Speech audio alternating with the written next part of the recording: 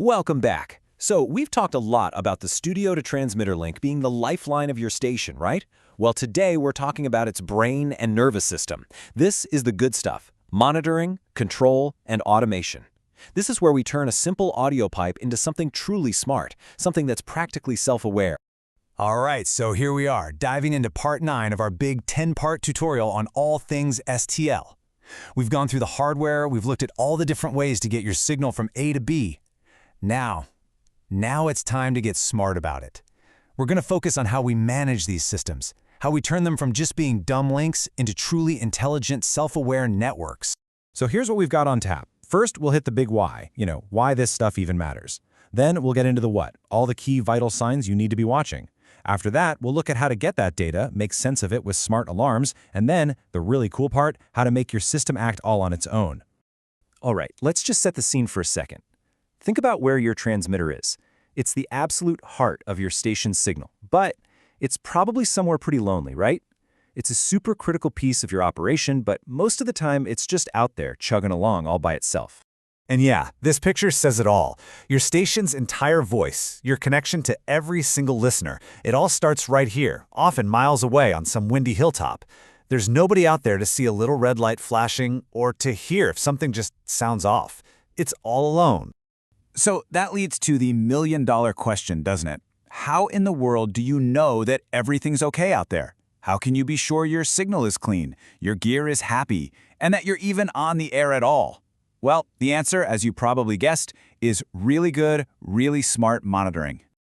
Okay, so modern STL gear can give you a ton of data. It's like a fire hose, really. But just having a bunch of numbers doesn't do you any good. You need the right data. Think of it like a doctor checking a patient's vital signs. For our STL, we can break these vital signs down into 3 main groups. First up, for any of our good old RF links, you've got your radio metrics. Things like RSSI. That's basically telling you how loud and clear the signal is. Then there's bit error rate, or BER, which tells you how clean it is, how many mistakes are getting through. And then you've got stuff like fade margin and VSWR. These give you a real deep dive into the health of your antenna and the path itself. These are the absolute basics, the foundation. Okay, but what about our IP links? The vital signs are totally different here. We're looking at network performance. And listen, packet loss, jitter, and latency, I call them the 3 horsemen of the IP audio apocalypse. Seriously, packet loss gives you those awful dropouts. And jitter, that's just inconsistent timing. It causes all sorts of weird glitches and distortion. So watching these things, plus your buffer and bandwidth, tells you if your network path is solid or if it's about to ruin your day. And last but definitely not least, we have the one thing that actually matters to your listeners: the audio itself. Are the levels right? Is there dead air when there shouldn't be? Is the codec synced up and putting out clean, crisp audio without any nasty clipping? This is it. This is the ultimate ground truth. If these things look good, you're probably in a pretty good spot. Okay, great. So we know what we need to measure. But how do we actually see it? How do we get this data from that lonely transmitter site back to our desk in the studio? Well, that's where remote control integration comes into play. This chart really lays out how we've evolved over the years. We started with the old-school analog stuff, just simple wiring. It worked, but it wasn't very detailed. Then we got SNMP, which became the standard for network gear and gave us way more detailed data. For the real power users who want to build custom stuff, web APIs are amazing, super flexible. And now, a lot of manufacturers offer cloud platforms that just work. It's a powerful, ready-to-go solution right out of the box. But here's the thing. With all this data coming at you, you get a whole new problem: alert fatigue. I'm sure you felt it. If your phone is buzzing every 5 seconds with a new alarm, you just start ignoring it, right? If everything is an emergency, then nothing is. The real goal isn't to see everything, it's to see the right thing at the right time. We need to manage by exception. So how do we build a smart alarm system? Well, there are 4 key things to do. First, you got to classify your alarms. A total link failure? That's critical. A tiny dip in signal strength? That's minor. Big difference. Second, use smart filtering. You don't want 20 alerts just because one thing went wrong. Third, use different ways to get notified. A text message for the transmitters on fire stuff, and maybe just an email for the minor things. And finally, have an escalation plan. If a critical alarm isn't dealt with, the system needs to automatically find the next person on the list.